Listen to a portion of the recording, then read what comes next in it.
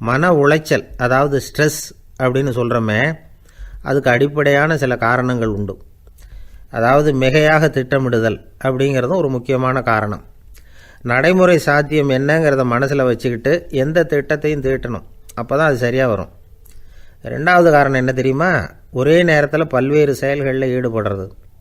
தொலைபேசியில் பேசிக்கிட்டே கையில் இருக்கிற கடிதத்தை படிச்சுக்கிட்டே எதிரில் உட்காந்துக்கிட்டு இருக்கிறவருக்கும் அப்பப்போ பதில் சொல்லிக்கிட்டு மனசில் பல்வேறு சிந்தனைகளை அப்படியே ஓட விட்டுக்கிட்டு இருக்கிறது, இதுவும் மன அழுத்தத்தை உண்டாக்குது. மூணாவது காரணம், எதிலேயும் வெற்றி மட்டும் எதிர்பார்க்குற ஒருதலைப்பட்சமான ஆர்வம். நாம் தொட்டதெல்லாம் வெற்றியாகவே முடியணும் அப்படின்னு எதிர்பார்க்குறவங்க ஏதாவது ஒன்றில் தோல்வியை கண்டால் தோண்டு போயிடுறாங்க.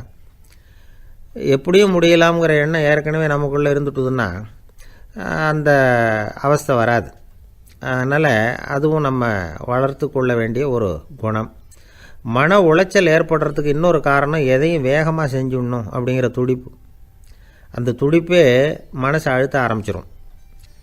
எந்த ஒரு காரியத்திலையும் தாமதமோ இடையூறோ ஏற்பட்டால் அதை பொறுத்துக்கிற மனப்போக்கம் வேணும். அது இல்லாதவங்க அழுத்தத்துக்கு ஆளாயிடுறாங்க. சில பேர் வேலைன்னு எந்த நேரம் பார்த்தாலும் வேலையே கதின்னு கிடப்பாங்க.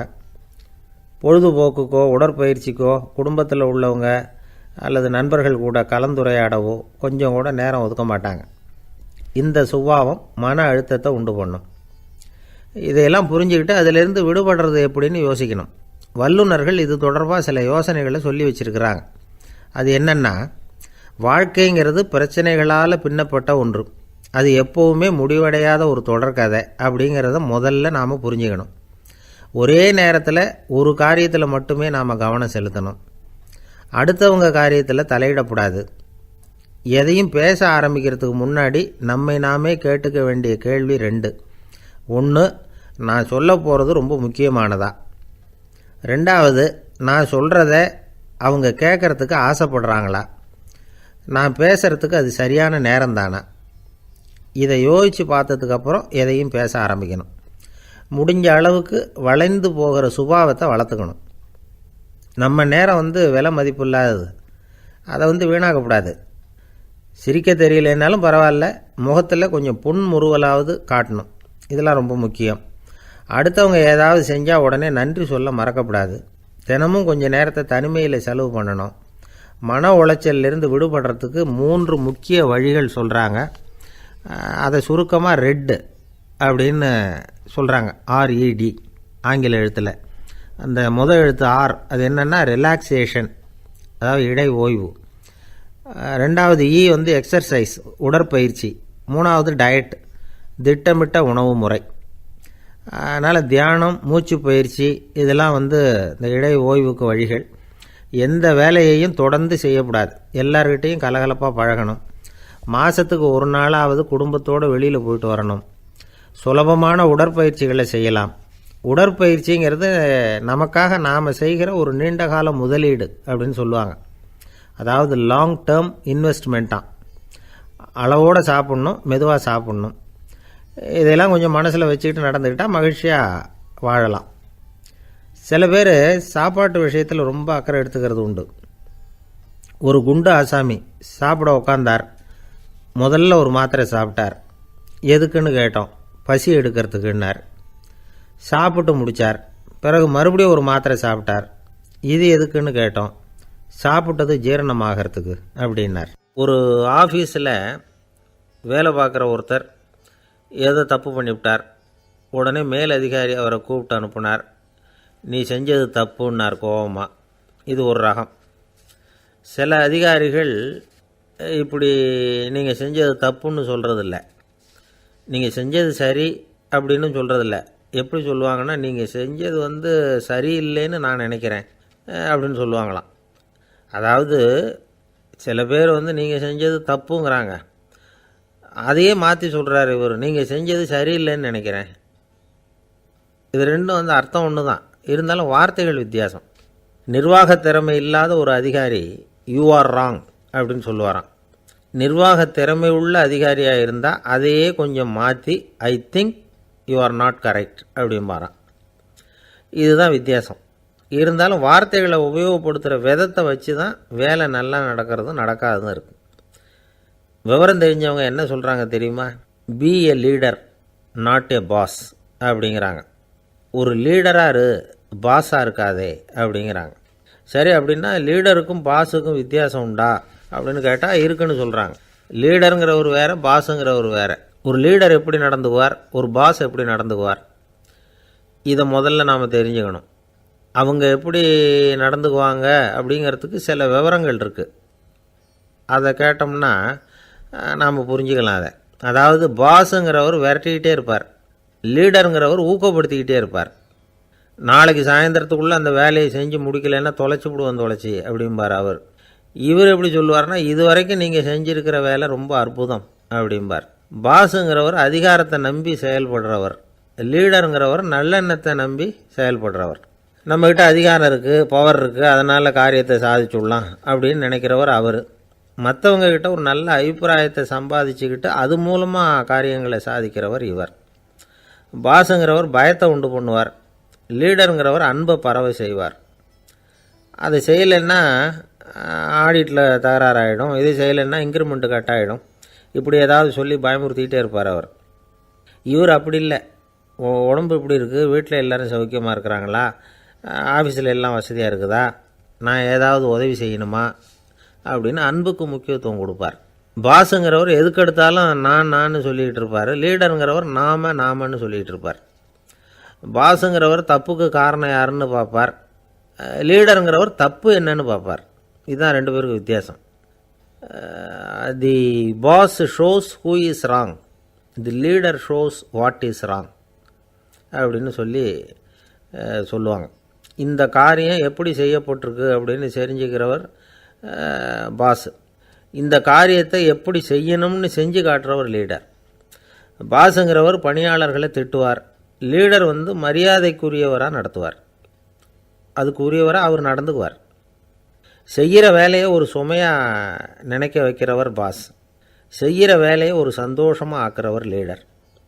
ஒரு முதலாளியாக இருக்கிறவர் அல்லது ஒரு நிர்வாகியாக இருக்கிறவர் இது மாதிரியான நுணுக்கங்களையெல்லாம் தெரிஞ்சு வச்சுக்கிறது நல்லது. ஒரு பாஸ் இருக்கார், அவர் ஒரு நாள் ரொம்ப பெருமையாக தன்னோட ஆஃபீஸை பற்றி பேசிக்கிட்டு இருந்தார். எனக்கு கீழே 200 பேர் வேலை செய்கிறாங்க சார், நான் ஒரு கோடு கிழிச்சா அவங்க அதை தாண்டாத அளவுக்கு நான் நடந்துக்கிறேன் சார் அப்படின்னார் அவர். அது எப்படி முடியுது உங்களால் அப்படின்னு கேட்டோம். நான் கோடே கிழிக்கிறதில்ல சார் அப்படின்னார். என்ன சார் உங்கள் பையன் என்ன செஞ்சுக்கிட்டு இருக்கிறான் இப்போது அப்படின்னு கேட்டார் ஒருத்தர். அடிக்கடி கண்ணாடி முன்னாடி நின்று அழகு பார்த்துக்கிட்டு இருக்கிறான் சார் அப்படின்னார் அப்பா. இளம் பருவம் இப்படி தான் இருக்கும், அதையெல்லாம் சாதாரணமாக நினச்சிடாதீங்க அப்படின்னார் அவர். என்ன சார் சொல்கிறீங்க, கண்ணாடி முன்னாடி நின்றுக்கிட்டு நேரத்தை வீணாக்கிக்கிட்டு இருக்கான், அதை ஒரு பெரிய விஷயமாக நான் நினைக்கணுமா அப்படின்னார் இவர். இளம் பருவத்தில் இளைஞர்களுக்கும் சின்ன பொண்ணுங்களுக்கும் அடிக்கடி கண்ணாடியில் பார்க்கணும்னு தோணும். அது வெறுமனே அழகு பார்க்குறது மட்டும் இல்லை, அவங்க தங்களையே தேடி கண்டுபிடிக்கிற ஒரு முயற்சி அது. இது ஒரு மனோதத்துவ விளைவு. இது வரைக்கும் சின்ன பிள்ளையாக இருந்துட்டோம், இனிமேல் நாமளும் மற்றவங்க மாதிரி மனிதர்கள் தான் அப்படிங்கிற உணர்வு அவங்களுக்கு வருது.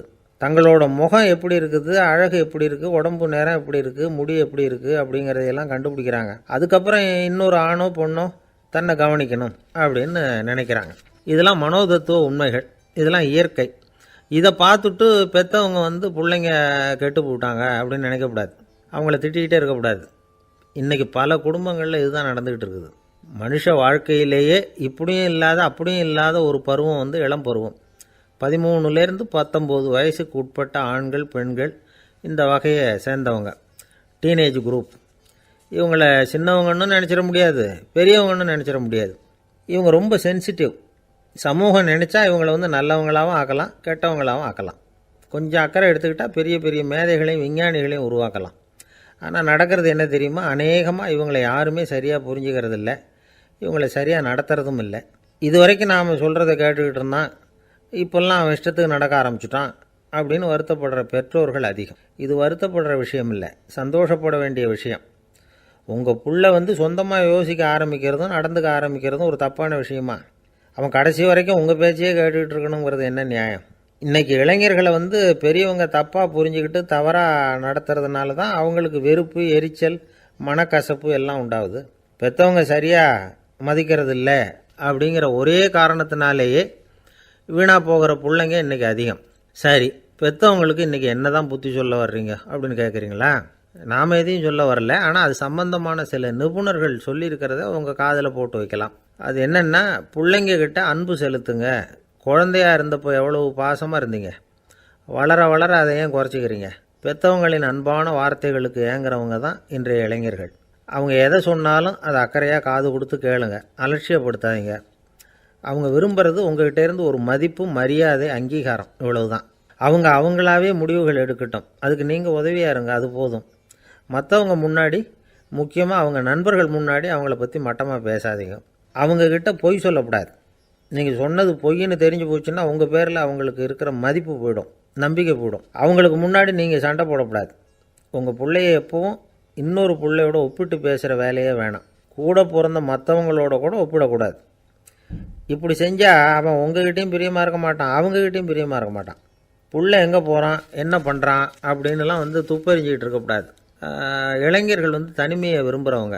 அவங்கள பெட்டியில் வச்சு மூடி பாதுகாக்கணும்னு நினைக்கக்கூடாது. அவங்கள எப்படி பாதுகாக்கிறது அப்படிங்கிறது அவங்களுக்கே தெரியும். உங்கள் புள்ள எப்படி நடந்துக்கணும்னு நீங்கள் எதிர்பார்க்குறீங்களோ அது மாதிரி நீங்கள் நடந்து காட்டுங்க, அது போதும். ஒரு வீட்டில் அப்பாவும் அம்மாவும் பேசிக்கிட்டு இருக்கிறாங்க. என்னங்க, நம்ம பொண்ணு பெரியவளாயிட்டா, அடிக்கடி கண்ணாடி முன்னாடி போய் நின்றுக்கிட்டு இருக்கிறா, சீக்கிரமாக ஒரு பையனை பார்த்து கல்யாணத்தை முடிக்காமல் இப்படி மசன்னு கல் மாதிரி உட்காந்துருக்குறீங்களே அப்படின்னு சத்தம் போட்டாங்க அந்த அம்மா. அவசரப்படாத, பார்க்குறதுக்கு கண்ணுக்கு அழகாக லட்சணமாக புத்திசாலியாக ஒரு பையன் கிடைக்க வேணாமா, அதுதான் பார்த்துக்கிட்டு இருக்கிறேன் அப்படின்னார் அப்பா. இதுக்கு அந்த அம்மா சொல்கிறாங்க, எங்கள் அப்பா இப்படியெல்லாம் நினச்சிக்கிட்டு இருந்திருந்தா எனக்கு கல்யாணமே ஆயிருக்காது தெரியுமா அப்படின்னாங்களாம். 1816 வருஷம் செப்டம்பர் மாதம் 11 பிரான்ஸ் தேசத்தில் உள்ள ஒரு மருத்துவமனை. அங்கே ஒரு இளம் டாக்டர் கொஞ்ச நாளைக்கு முன்னாடி தான் அந்த ஆஸ்பத்திரியில் புதுசாக வேலைக்கு சேர்ந்துருக்கிறார். அவர் பேர் ரெனே லெனக். அவர் அன்னைக்கு காலையில் அந்த மருத்துவமனையில் அப்படியே ரவுண்ட்ஸ் வந்துக்கிட்டு இருக்கிறார். வார்டில் ஒரு படுக்கையில் ஒரு இளம் பெண் படுத்திருக்கிறா. அந்த பொண்ணுக்கு இருதய நோயாக இருக்கலாம்ங்கிறது மற்ற டாக்டர்கள் சந்தேகம். அந்த காலத்துல எல்லாம் ஒருத்தருடைய இருதய துடிப்பை தெரிஞ்சுக்கணும்னா நோயாளியின் மார்பில் டாக்டர் காதை வச்சு பார்த்து தான் தெரிஞ்சுக்கிறது வழக்கம். ஆனால் இந்த பெண்ணும் இளம் பெண், அந்த டாக்டரும் புதுசாக சேர்ந்துருக்கிறவர். அதனால் பரிசோதனை பண்ண தயங்கினார். கொஞ்ச நேரம் யோசனை பண்ணார். திடீர்னு ஒரு ஞாபகம் வந்தது அவருக்கு. அதாவது அன்றைக்கி விடியற் காலையில் தோட்டத்தில் அப்படி வாக்கிங் போயிட்டு இருந்தப்போ சின்ன பசங்கள்லாம் ஒரு மரக்கட்டையை வச்சு விளையாடிக்கிட்டு இருந்தாங்களாம். அதை இவர் பார்த்துருக்கிறார். அது என்ன விளையாட்டுனா, ஒரு நீளமான மரப்பலகை, அதில் ஒரு முனையில் ஒரு பையன் தன்னுடைய காதை வச்சுக்கிட்டு இருக்கிறான், மறுமுனையில் இன்னொரு பையன் அந்த மரப்பலகையை ஒரு ஆணியால் கீறிக்கிட்டு இருக்கிறான். ஒரு முனையில் ஆணியால் கீறும் பொழுது மறுமுனையில் காதை வச்சிருக்கிற பையனுக்கு அந்த சத்தம் துல்லியமாக கேட்குது. அந்த டாக்டருக்கு காலையில் பார்த்த இந்த விளையாட்டு ஞாபகத்துக்கு வந்துட்டுது. உடனே என்ன பண்ணார் தெரியுமா? ஒரு நீளமான காகிதத்தை எடுத்தார். அதை அப்படியே உருளை மாதிரி உருட்டினார். ஒரு முனையை அந்த நோயாளியின் மார்பில் இடது பக்கம் வச்சார், இன்னொரு முனையில் தன்னுடைய காதை வச்சார். என்ன ஆச்சரியம்! நோயாளியின் மார்பில் நேரடியாக காதை வச்சு கேட்குறத விட துல்லியமாக கேட்டுது இதய துடிப்பு. இதய துடிப்பு மட்டும் இல்லை, மூச்சு இழுத்து விடுறது, திரவ பொருள்களின் அசைவு, எல்லா சத்தமும் தெளிவாக கேட்குது. கிரேக்க மொழியில் ஸ்டெத்தாஸ் அப்படின்னா மார்பு, ஸ்கோப்பின் அப்படின்னா பார்ப்பதுன்னு அர்த்தம். அதனால் டாக்டர் ரெனே லெனக் தான் கண்டுபிடிச்ச கருவிக்கு ஸ்டெத்தஸ்கோப் அப்படின்னு பேர் வச்சார். அவரே முதல் மாடலையும் செஞ்சார். அளவு ரொம்ப பெருசாக இருந்தது, சுலபமாக எடுத்துகிட்டு போகிறது கஷ்டம், அது அவ்வளோ கஷ்டமாக இருந்தது அது. அதனால் அவரே அதை அப்புறம் 2 பிரிவாக தயார் பண்ணார். இது 2 துண்டையும் டாக்டர் தன்னோட கோட்டு பாக்கெட்டில் வச்சுக்கலாம், தேவைப்படுறப்ப எடுத்து ஒன்றா சேர்த்துக்கலாம். இப்படி தான் அவர் ஆரம்பத்தில் பண்ணார். தன்னுடைய இந்த கண்டுபிடிப்பை பற்றி அவர் ஒரு புத்தகம் எழுதினார். நிறைய விற்றுது, புகழும் பணமும் சேர்ந்தது. பணமும் புகழும் சேர்ந்தது மாதிரியே அவருக்கு ஒரு நோயும் சேர்ந்தது. அது என்ன நோயின்னு கண்டுபிடிக்கிறதுக்கும் அவர் கண்டுபிடிச்ச கருவி தான் உபயோகப்பட்டு தான். அவரே அதை கண்டுபிடிச்சார். அவருக்கு வந்திருந்தது காச நோய். 1826 வருஷம் ஆகஸ்ட் மாதம் 13 உலகத்தின் முதல் ஸ்டெதஸ்கோப்பை கண்டுபிடிச்ச டாக்டர் ரெனே லெனக் காலமானார். அவர் சாகிறதுக்கு முன்னாடி மரத்தால் செஞ்சு வச்சுருந்த ஸ்டெதஸ்கோப்பை தனக்கு வேண்டியப்பட்ட ஒரு டாக்டர்கிட்ட கொடுத்து, என்னுடைய சொத்துக்கள்லேயே ரொம்ப வசந்தது அப்படின்னு சொன்னாராம். அதுக்கப்புறம் 3 வெள்ளைக்காரங்க சேர்ந்து இந்த கருவியில் சில மாற்றங்களை பண்ணாங்க. ஆனால் 1829 லண்டனில் டாக்டர் நிக்கோலஸுங்கிறவர் ஒரு காதால் இதய துடிப்பை கேட்குறத விட டாக்டர் 2 காதாலையும் கேட்குறது தான் சரியாக இருக்கும் அப்படின்னு ஒரு கருத்தை வெளியிட்டார். அதுக்கப்புறம் ரொம்ப காலம் கழித்து 1852 ஜார்ஜ் காமான் அப்படிங்கிறவர் ரப்பர் டியூப்களை உபயோகப்படுத்தி 2 காதாலையும் கேட்குற மாதிரி ஒரு புதிய வடிவத்தை அதுக்கு கொடுத்தார். அதுக்கு பிறகு அது படிப்படியாக எவ்வளவோ மாற்றங்கள் இருந்தாலும் ஆரம்பத்தில் டாக்டர் ரெனே லெனக் உருவாக்கின அடிப்படை மாடலை யாரும் மாற்றி அமைக்கலைங்கிறது தான் முக்கியமான விஷயம். நமக்கு தெரிஞ்ச ஒரு ஆஸ்பத்திரி, அதில் ஒரு நோயாளி, காலை நேரத்தில் நர்ஸு அந்த பக்கமாக போயிட்டு இருந்தாங்க. அதை பார்த்துட்டு ஒரு நர்ஸுன்னு கத்துறார். நர்ஸு அவசரமாக ஓடி வந்து என்ன விஷயம்னு கேட்டாங்க. சிஸ்டர், இங்கே பாருங்கள், உங்கள் டாக்டரை என் நெஞ்சில் ஒரு காதை வச்சு கேட்டுக்கிட்டு இருக்கிறார் அப்படின்னார் நோயாளி. சிஸ்டர் பதட்டப்படாமல், அதனால் என்ன, இந்த டாக்டர் பழமையான விஷயங்களில் ரொம்ப நம்பிக்கை உள்ளவர், அதனால் ஸ்டெத்தாஸ்கோப்பை உபயோகப்படுத்தாமல் காதை வச்சு கேட்குறார், அது ஒன்றும் தப்பு இல்லை அப்படின்னாங்களாம். ஐயோ, அதுக்காக இல்லை சிஸ்டர், இவர் என் நெஞ்சு மேலே தலையை வச்சது நேற்று ராத்திரி 9 மணி, இப்போ விடிஞ்சு போச்சு, இன்னமும் தலையை எடுக்கவே இல்லை, அதுக்காக தான் சந்தேகப்பட்டு உங்களை கூப்பிட்றேன். யோசிச்சு பார்த்தா பணம்னு சொல்லலாமா? இப்போ கையில் காசு இல்லாதவங்ககிட்ட ஒரு 10 ரூபாயை கொடுத்தா அது அவனுக்கு சந்தோஷத்தை கொடுக்கும்.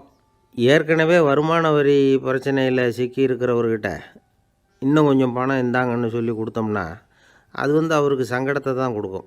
அதனால் அந்த கேள்விக்கு பணங்கிறது பொருத்தமான பதிலாக இருக்க முடியாது. கேள்வி என்னென்னா, இந்த உலகத்தில் எல்லாருக்கும் மகிழ்ச்சி தரக்கூடிய ஒரு பொருள் எது? சரி, இனிப்புன்னு சொல்லலாமா? ஏன்னா எல்லாருக்கும் இனிக்க தானே செய்யும். அதுலேயும் ஒரு சிக்கல் இருக்குது.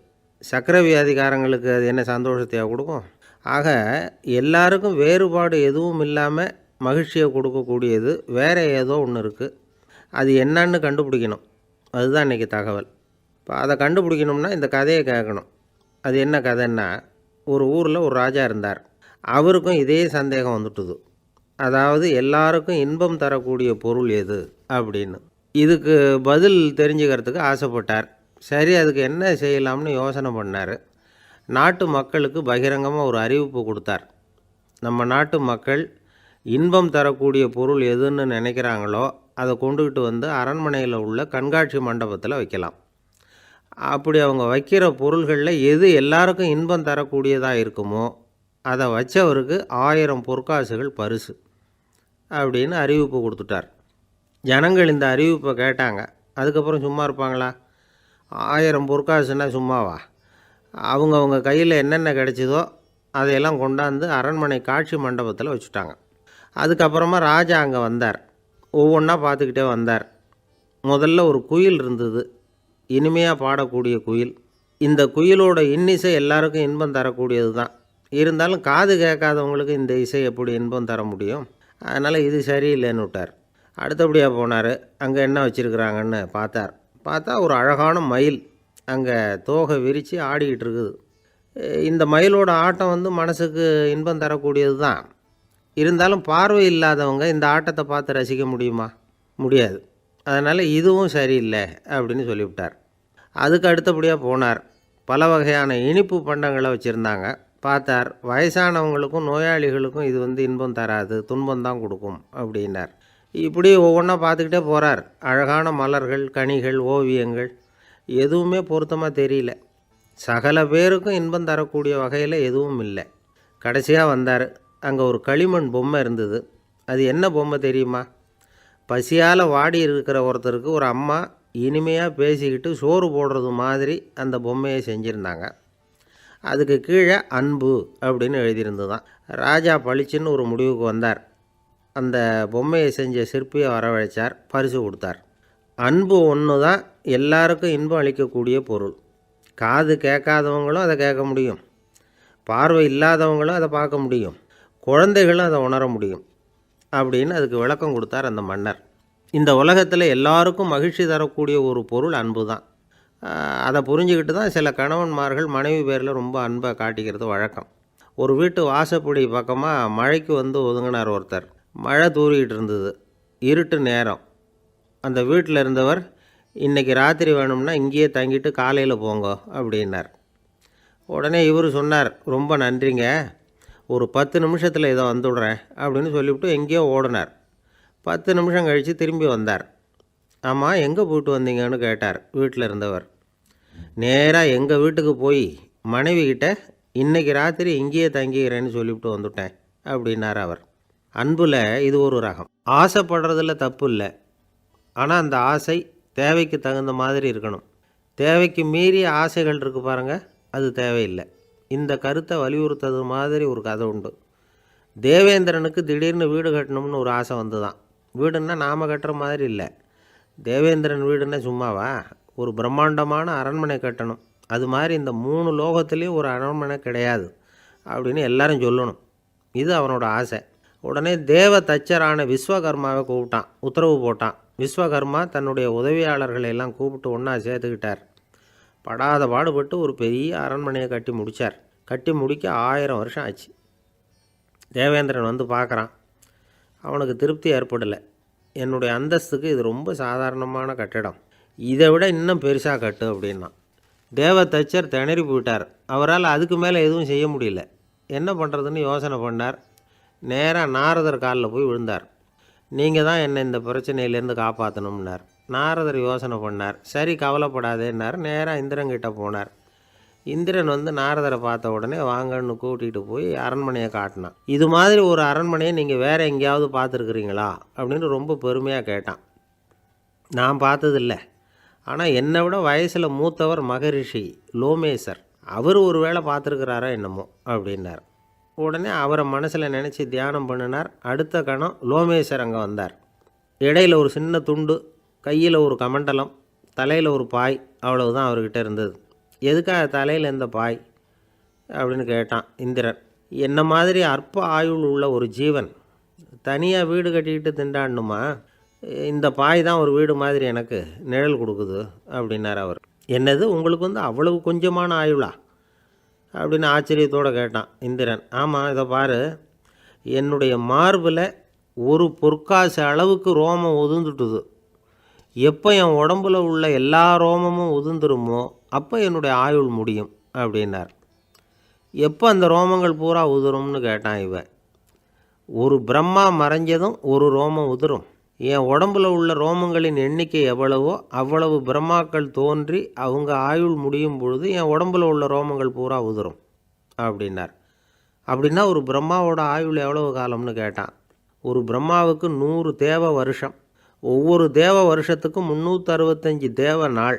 ஒவ்வொரு தேவ நாள்லேயும் ஒன்றை மாதிரி 14 இந்திரர்கள் தோன்றி மறைகிறாங்க அப்படின்னு மகரிஷி லோமேசர் சொல்கிறார். இதை கேட்டதும் இந்திரன் ஆடி போயிட்டான். அவ்வளவு ஆயுள் உள்ள இவரே அற்ப ஆயுள்னு சொல்கிறார். நான் என்னுடைய ஆயுளை பெருசாக நினச்சிக்கிட்டு பிரம்மாண்டமான அரண்மனை கட்டணும்னு ஆசைப்படுறேனே அப்படின்னு நினச்சான். எனக்கு வீடு கட்டின வரைக்கும் போதும்னு விட்டான். அதனால் நாமெல்லாம் நம்முடைய தேவைக்கு தகுந்த மாதிரி ஆசைப்படுறது தான் நியாயம். ஆனால் அப்படியே நடந்துக்கிறோம். மனுஷன் வந்து கடவுளையே ஏமாற்றி காசு வாங்கிறதுக்குள்ள ஆசைப்படுறான். ஒருத்தன் கடவுளை நினச்சி தவம் இருந்தான். கடவுள் நேரில் வந்தார். தேவலோகத்தில் ரூபாய்க்கெல்லாம் என்ன மதிப்புன்னு கேட்டான். அங்கெல்லாம் ரூபாய்ங்கிறது உங்கள் பணத்தில் 1 கோடி ரூபாய்க்கு சமம். அதாவது தேவலோகத்தில் 1 ரூபான்னா இங்கே 1 கோடி ரூபா. அது மாதிரி எங்களுக்கு ஒரு நாளுங்கிறது உங்கள் கணக்கில் 1 கோடி வருஷத்துக்கு சமம் அப்படின்னார் கடவுள். அப்படின்னா எனக்கு நீங்கள் அதிகமாக எதுவும் தர வேணாம், உங்கள் கணக்குப்படி ஒரே 1 ரூபா கொடுங்க, அது போதும்னா இவன் ரொம்ப சாமர்த்தியமாக. கடவுள் யோசனை பண்ணார். அது ஒன்றும் கஷ்டம் இல்லை, 1 ரூபா தானே கேட்குற, கொடுத்துட்றேன். ஆனால் இப்போ வரும்பொழுது நான் எடுத்துக்கிட்டு வரல, எங்கள் கணக்குப்படியே 1 நாள் பொறுத்துக்க பணத்தோடு வந்துடுறேன் அப்படின்னு சொல்லிவிட்டு பறந்து போயிட்டார். ஒரு நாள் ஒரு தகப்பனார் தன்னுடைய பிள்ளையை அழைச்சிக்கிட்டு வந்தார். சார், இவன் சரியாக படிக்க மாட்டேங்கிறான், பெரியவங்களை மதிக்க மாட்டேங்கிறான், நீங்கள் கொஞ்ச நாள் இவனுக்கு குருவாக இருந்து நல்ல விஷயங்களை சொல்லி கொடுத்தா தேவையில்லைன்னார். பெரியவங்களையும் மதிக்காதவன் எப்படி என்ன மதிக்க போகிறான் அப்படிங்கிறது நமக்கு யோசனை வரும் இல்லையா? வேணாங்க, என்னை விட்டுருங்க அப்படின்னோம். அவர் விட மாட்டேன்னு விட்டார். இல்லைன்னா அவரே சிஷ்யன் ஆகிடுவார் போல இருந்தது. சரி, வேறு வழி இல்லாமல் அந்த பையனையே என்னுடைய சைடை நான் ஏற்றுக்கிட்டு உபதேசமெல்லாம் பண்ண ஆரம்பித்தோம். அதாவது குரு பக்தின்னா அது எப்படி இருக்கணுங்கிறத பற்றி சொல்லி கொடுத்தோம் அவனுக்கு. சதமகர் அப்படின்னு ஒரு குரு இருந்தார். அவருக்கு ஒரு சீடர். அவன் பேர் துளசி சைதன்யன், நைஷ்டிக பிரம்மச்சாரி. தன்னுடைய குருவுக்கு எந்த நேரத்தில் எது தேவைங்கிறத புரிஞ்சுக்கிட்டு சேவை செய்கிறவன். ஆனால் இவனை பற்றி மற்ற சீடர்களுக்கு பொறாமல் வந்துட்டுது. இவன் மட்டும் இப்படி இருக்கானேன்னு உடனே குருக்கிட்ட போய் கோல் மூட்டினாங்க. அவன் சரியில்லை, நடந்துக்கிறது சரியில்லை அப்படி இப்படின்னு எதையாவது சொல்லி. இருந்தாலும் இதையெல்லாம் அந்த குரு நம்பலை. அவருக்கு தெரியும் யார் யார் எப்படின்னு. துளசி சைதன்யன் பெருமையை மற்ற சீடர்களுக்கு உணர்த்தணும் அப்படின்னு நினச்சார். அதுக்கு ஒரு வழி பண்ணார். ஒரு நாள் சீடர்களை எல்லாம் கூப்பிட்டுக்கிட்டு ஒரு காட்டு வழியாக போய்கிட்டு இருந்தார். அங்கே ஒரு பெரிய மலை அருவி கொட்டிக்கிட்டு இருந்தது. குரு சீடர்கள் பக்கம் திரும்பினார். இந்த மலையின் மேலே இருந்து அந்த படுபாதாளத்தில் குதிக்கிறதுக்கு உங்களில் யார் தயார் அப்படின்னு கேட்டார். ஒரு சீடனும் வாயை திறக்கலை, ஒதுங்கி நின்றுக்கிட்டாங்க. பின்னாடி மூட்டை முடிச்சோடு வந்துக்கிட்டு இருந்தான் துளசி சைதன்யன். அவனை பார்த்தார். தப்பாருப்பா, நீ மேலே இருந்து அந்த அருவியில் குதி அப்படின்னார். அப்படியே செய்கிறேன் சுவாமின்னா ஓடி போய் பொத்துன்னு குதிச்சுட்டான். அடுத்த கணமே குருநாதர் தன்னுடைய யோக சக்தியால் பறந்து போய் அவன் கீழே விழுந்துடாமல் தாங்கி பிடிச்சி கொண்டுக்கிட்டு வந்துட்டார். மற்ற சீடர்களுக்கெல்லாம் ஒரு மாதிரி ஆயிட்டுது. அடுத்தபடியாக என்ன பண்ணலாம்னு யோசித்தாங்க இவனை மாட்டி விடுறதுக்கு. ஒரு நாள் வெத்தலை அடிக்கிற ஒரு சின்ன உரலையும் உலக்கையையும் எடுத்து ஒளிய வச்சுட்டாங்க. சதமகர் சன்னியாசி இல்லை, அவர் வெத்தலை போடுவார். பல்லு சரியில்லை, அதனால் இடித்து தான் வெத்தலையை போடணும். திடீர்னு வெத்தலை பாக்கு கேட்டார். வழக்கமாக உரலில் இடித்து தர்றது தான் துளசியின் பழக்கம். உரலை தேடினா கிடைக்கல, என்ன பண்ணுறது? குரு கேட்டுவிட்டாரே, குரு சேவை தானே முக்கியம். என்ன பண்ணால் வெத்தலை பாக்க தன்னுடைய வாயில் போட்டு முன்னு அதை எடுத்து அவர்கிட்ட கொடுத்துட்டான். குரு எதையோ படிச்சுக்கிட்டே அதை வாங்கி வாயில் போட்டுக்கிட்டார். துளசி இன்றைக்கி தாம்பூலம் நல்லா இடிக்கப்பட்டிருக்கு, ருசியாக வேறு இருக்குது, அதை இடித்த பாத்திரத்தை என் கண்ணால் பார்க்கணும்னு ஆசையாக இருக்குன்னு விட்டார். அதை மட்டும் அனுப்பி போய் நீ வர வேண்டான்னு வேற சொல்லிவிட்டார். இதை கேட்டதும் துளசி தவிச்சு போயிட்டான். இவன் போகாமல் எப்படி வாயை மட்டும் அனுப்பி வைக்க முடியும்? இவன் தவிக்கிறத பார்த்ததும் மற்ற சீடர்களுக்கெல்லாம் மனசுக்குள்ளே ரொம்ப சந்தோஷம். துளசி கொஞ்சமும் யோசிக்கலை. வாழை எடுத்தான், தன்னுடைய தலையவே அப்படியே அறுத்து வெட்டி எடுத்தான். இன்னொரு சீடங்கிட்ட கொடுத்துட்டான், எடுத்துகிட்டு போன்னு சொல்லி. கொண்டுட்டு போய் குரு முன்னாடி வைக்கிறாங்க. அந்த தலையில் வாய் திறந்துருக்கு, வெத்தலை போட்டு முன்னு இருந்தது, தெரிஞ்சு போச்சு, சிவப்பாக இருந்தது. அவனுடைய குரு பக்தியை இப்போ எல்லாரும் ஒத்துக்கிட்டாங்க. அதுக்கப்புறம் குரு சதமகர் தன்னுடைய அற்புத திறமையினால் அந்த தலையை மறுபடியும் ஒட்ட வச்சுட்டார். துளசிக்கு உயிர் வந்துட்டுது. இப்படி ஒரு பெரிய கதை உண்டு. அதாவது துளசி சைதன்யன் அவனுடைய குரு பக்தி எப்படி அப்படின்னு கேட்டோம். ரொம்ப அபாரம் அப்படின்னு அந்த பையன் அடக்கமாக, சும்மா விளையாட்டுக்காக தான் அப்படி அவங்ககிட்ட கேட்டோம். ஏன்பா உன்னுடைய குரு பக்தியை என்கிட்ட காட்டுறதுக்கு உன்னோட கழுத்தை நீயே அறுக்கணும்னு நான் சொன்னால் அதை நீ செய்வியா அப்படின்னு கேட்டோம். என்னுடைய கழுத்தை நானே அறுக்க வேண்டிய அவசியம் இல்லை சார் அப்படின்னா அவன். ஏண்டான்னு, அதே காரியத்தை தான் இனிமேல் நீங்கள் தினமும் செய்ய போகிறீங்களே சார் அப்படிங்கிறான். ஒருத்தர் ரொம்பவும் மகிழ்ச்சியாக வந்துக்கிட்டு இருந்தார். என்ன விஷயம்னு விசாரித்தேன். நான் தோற்று போயிட்டேன், அதுதான் மனசுக்கு மகிழ்ச்சியாக இருக்குது அப்படின்னார். எனக்கு இது ரொம்ப ஆச்சரியமாக போச்சு. இந்த உலகத்தில் தோற்று போகிறவங்க யாரும் மகிழ்ச்சியாக இருக்கிறதில்ல. அப்படி இருக்கிறப்ப இவர் இப்படி சொல்கிறாரே, எங்கே தோற்று போனீங்கன்னு கேட்டேன். அதுக்கப்புறம் தான் அவர் விவரமாக சொன்னார். என்னோட 5 வயசு குழந்தையோடு நான் விளையாடிக்கிட்டு இருந்தேன். அந்த விளையாட்டில் என் குழந்தை ஜெயிச்சு விட்டுது, நான் தோற்று போயிட்டேன் அப்படின்னார் ரொம்ப உற்சாகமாக. நான் யோசித்து பார்த்தேன். அதாவது நாம் சின்ன குழந்தையாக இருக்கிறப்போ எந்த விளையாட்டில் கலந்துக்கிட்டாலும் அதில் நாம் தான் ஜெயிக்கணும்னு ஒரு வெறி நமக்குள்ளே இருக்கும். நம்மளை எதிர்த்து விளையாடுறவர் நல்லவரா கெட்டவரா, பெரியவரா சின்னவரா அப்படிங்கிறதெல்லாம் முக்கியம் கிடையாது.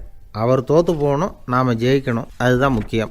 எதிரியை சந்தோஷப்படுத்த விளையாடுகிற கலை அப்போ நமக்கு தெரியறதில்ல. வாழ்க்கையில் ஒரு பக்குவம் வந்ததுக்கு அப்புறம் வெற்றி பெறணுங்கிற மன அழுத்தம் போயிடுது. போட்டியில் ஜெயிக்கணுங்கிறத விட குழந்தையை சந்தோஷப்படுத்தணுங்கிறது முக்கியமாக போச்சு. ஜெயிக்கணுங்கிற வெறி ஓடி போட்டுது. ஒரு குழந்தையாக இருந்தப்போ நம்ம வளர்ச்சிக்கு உதவிய வெறி பெரியவனானதுக்கு பிறகு நமக்கு எதிரியாக மாறுது. அதை சரியான சமயத்தில் நாம் புரிஞ்சுக்கிட்டோம்னா போதும், நாம் பொழைச்சிக்கலாம். ஒவ்வொரு மனுஷனுமே வாழ்க்கையோட அடுத்த கட்ட வளர்ச்சியில் அடி எடுத்து வைக்கிற நேரத்தில் தன்கிட்ட இருந்து ஏதோ ஒரு குணத்தை அல்லது தன் குணம் இருந்த ஏதோ ஒரு உறவை நாம் இழக்கத்தான் வேண்டியிருக்குது. ஒரு கட்டம் வரைக்கும் உதவியாக இருந்த குணம் அடுத்த கட்டத்துக்கு தடையாக கூட மாறிடலாம். இந்த பரிமாண மாற்றத்துக்கு உள்ளாகிற ஒவ்வொருத்தரும் பிரத்யட்சமாக இதை உணர்றாங்க. ஆனால் பல பேர் எப்படின்னா பழசை திறந்துவிட்டு புதிய கொள்கைகளை உருவாக்கிக்கிறதுக்கு இஷ்டம் இல்லாமல் இருந்துடுறாங்க, அல்லது அப்படி செய்ய முடியாமல் தவிக்கிறாங்க. இதையெல்லாம் மீறி அந்த பழசை திறந்துட்டா அதை இழந்ததால் உண்டாகிற மன அழுத்தம் சில காலத்துக்கு வருத்திக்கிட்டு தான் இருக்கும், வேறு வழி இல்லை. ஆரோக்கியமான ஒரு முன்னேற்றத்துக்காக அந்த மன அழுத்தத்தை தாங்கிக்கத்தான் வேணும். அப்படிங்கிறாரு அந்த உலக புகழ்பெற்ற மேதை ஒருத்தர், இந்த ஸ்காட் பெக் அப்படிங்கிறவர். பிறந்த நாள் முதல் இதுதான் சரி அப்படின்னு கற்பிக்கப்பட்டு வந்த ஒவ்வொரு தத்துவத்தையும் தங்களுடைய வளர்ச்சிக்கு தகுந்த மாதிரி மாற்றி அர்த்தப்படுத்தி கொள்ள முடியாமல் வாழ்க்கை சூழலில் அப்படியே அரைப்பட்டு தூளாகிறவர்கள் தான் ரொம்ப தவிக்கிறாங்களாம். இதுதான் அவருடைய கருத்து. பெரும்பாலும் மனிதர்களுடைய நடுத்தர வயசில், அதாவது 30 தாண்டுகிற சமயத்தில் தான் இந்த தவிப்பு உண்டாகுதான். இதை தான் மேற்கத்திய நாடுகளில் அடிக்கடி மிட் லைஃப் கிரைசிஸ் அப்படின்னு சொல்கிறாங்க. அப்பப்போ பழசையெல்லாம் தொலைச்சி விட்டு புதுசாக பிறக்கிறதுக்கு கற்றுக்கணும். ஒவ்வொரு நிமிஷத்தையும் அந்த நிமிஷத்துக்கு ஏற்ற சித்தாந்தம் கொண்டவர்களாக சந்திப்போம் அப்படிங்கிறார் அந்த உளவியல் நிபுணர். இப்படி பழகிக்கிட்டால் வாழ்க்கை இன்பமயம், இல்லைன்னா தவிப்பு மயம்தான். பழசை தொலைக்க முடியாதவர்களில் எத்தனையோ பேர் உண்டு, எத்தனையோ ரகம் உண்டு. அதில் வேடிக்கையான நண்பர்களும் உண்டு. ஒருத்தர் நண்பர் வீட்டுக்கு போனார். அவர் ஏதோ இனிப்பு பலகாரம் கொடுத்து சாப்பிட சொல்லியிருக்கிறாங்க அவங்க வீட்டில். இவர் சாப்பிட்டு பார்த்துட்டு சொன்னாராம், சார் 6 மாதத்துக்கு முன்னாடி ஒரு தடவை இங்கே வந்தேன், அப்போது ஒரு இனிப்பு பலகாரம் கொடுத்தீங்க, அது இதை விட நல்லா இருந்தது சார் அப்படின்னாராம். அப்போ செஞ்ச அதே இனிப்பு பலகாரம் தான் சார் இதுவும் அப்படின்னாராம் அவர். இயேசுநாதர்கிட்ட ஒருத்தர் கேட்டாராம், இயேசுவே என்னை எவ்வளவு நேசிக்கிறீர்கள் அப்படின்னு. அவர் தன்னுடைய 2 கைகளையும் அகல விரித்து இவ்வளவு என்று சொல்லி சிலுவையில் உயிர் நீத்தார் அப்படின்னு சொல்லுவாங்க. அதாவது அந்த நேசிப்புக்கு எல்லை கிடையாது, அதே போல் மன்னிப்புக்கும் எல்லை கிடையாது. இது இயேசுநாதர் சொல்லி கொடுத்த ஒரு பாடம். இயேசுனுடைய சீடர்களில் ஒருத்தன் பீட்டர், அவன் ஒரு நாள் இயேசுநாதர்கிட்ட கேட்டிருக்கான், இயேசுவே நான் என்னுடைய தம்பிக்கிட்ட அடிக்கடி சண்டை போட்டுக்கிட்டு இருக்கிறேன், என்னுடைய சகோதரன் கூட, அவனை நான் எத்தனை தடவை மன்னிக்கிறது? ஏற்கனவே 7 தடவை அவனை மன்னிச்சுட்டேன் அப்படின்னு சொல்லியிருக்கிறான். அப்போது இயேசு சொன்னாராம், மன்னிக்கிறதுக்கு எத்தனை தடவைங்கிற கணக்கெல்லாம் கிடையாது, எத்தனை தடவை உன்னுடைய சகோதரன் உன்னை கோபப்படுத்துகிறானோ அத்தனை தடவை நீ மன்னிக்கிறதுக்கும் தயாராக இருக்கணும், அதுதான் அப்படின்னு சொன்னாராம். அப்போ இவனுக்கு ஒன்றும் புரியல, இது என்ன அவன் தப்பு பண்ணிக்கிட்டே இருப்பான், நாம் மன்னிச்சுக்கிட்டே இருக்கிறதா அப்படிங்கிறது மாதிரி குழப்பமாக இருந்திருக்கிறான். அப்போது இயேசுநாதர் தன்னுடைய சீடன் பீட்டர்கிட்ட ஒரு கதை சொன்னாராம். அந்த கதை இன்றைக்கு நாம் எல்லாரும் சிந்தித்து பார்க்க வேண்டிய ஒரு கதை. அதாவது மன்னிப்பை விரும்புகிறவர்கள் மன்னிக்கவும் தயாராக இருக்க வேண்டும் அப்படிங்கிறது தான் அந்த கதையினுடைய தத்துவம். அந்த இயேசுநாதர் சொன்ன கதை என்னென்னா, ஒரு மன்னர் இருந்தார். அவர் ஒரு நாள் அரண்மனையில் உட்காந்து கணக்கு வழக்குகள்லாம் பார்த்துக்கிட்டு இருந்தார். நம்ம அரண்மனையிலேருந்து யார் யார் அரசாங்க கடன் வாங்கியிருக்கிறாங்க, யார் யார் திருப்பி செலுத்தியிருக்கிறாங்க அப்படிங்கிற விவரத்தையெல்லாம் பார்த்துக்கிட்டு இருந்தார். அப்போ தான் புரிஞ்சுது, அந்த அரண்மனையில் வேலை செய்கிற ஒருத்தனே அரசாங்க கடன் வாங்கியிருக்கிறான். எவ்வளவு? 10,000 பொற்காசுகள் வாங்கியிருக்கான் கடன். இந்த 10,000 பொற்காசுகளை திருப்பி செலுத்தலை அரசாங்கத்துக்கு. இது மன்னர் கவனத்துக்கு வந்தது.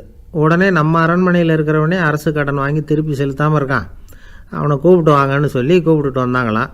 விசாரிச்சிருக்கிறாங்க, என்னப்பா நீ எவ்வளோ ஒன்று? ஆமாங்க 10,000 பொற்காசுகள் வாங்கியிருக்கிறேன், இன்னும் திருப்பி கட்டலைன்றிருக்கான். உடனே அவர் மன்னர் சொல்லியிருக்கிறார், நம்ம சட்டத்திட்டப்படி நீ உடனே பணத்தை திருப்பி கட்டிடு, அப்படி உன்னால் கட்ட முடியலன்னா உன்னுடைய வீடு வாசல் சொத்து சுகம் எல்லாத்தையும் விற்று அந்த பணத்தை அரசு கருவூலத்தில் சேர்த்துக்கிறதுக்கு நானே ஏற்பாடு பண்ணிடுறேன் அப்படின்னு அந்த மன்னர் சொன்னாராம். இவன் அப்படியே அதிர்ச்சி ஆகிட்டான், அப்படியே பொத்துன்னு காலில் விழுந்தானா, மன்னா என்னை மன்னிச்சுங்க, என்னால் முடியல, எனக்கு மன்னிப்பு கொடுங்க அப்படின்ட்டுருக்கான். உடனே அவர் எழுந்திரிச்சு, சரி நீ மன்னிப்பு கேட்டுவிட்ட, அதனால் உன்னை மன்னிக்கிறேன், நீ பணம் கட்ட வேண்டாம் அப்படின்னு சொல்லி அந்த மன்னர் அவனை விட்டுட்டாராம். பணத்தையும் தள்ளுபடி போட்டார், நீ திருப்பி கட்ட வேண்டான்னு. இவனுக்கு ரொம்ப மகிழ்ச்சி, அதனால் ரொம்ப உல்லாசமாக வந்துக்கிட்டு இருக்கிறான். தெருவில் வந்துக்கிட்டு இருக்கிறப்ப இவங்கிட்ட கடன் வாங்கின ஒருத்தன் எதுக்கு வந்துக்கிட்டு இருக்கான். அவன் இவங்கிட்ட ஒரு 100 பொற்காசுகள் கடன் வாங்கியிருக்கான். அவன் வந்தான், இவன் போய் அவன் சாட்டையாக பிடிச்சிக்கிட்டான், நீ எப்படா என் கடனை திருப்பி கொடுக்க போகிறேன்னு.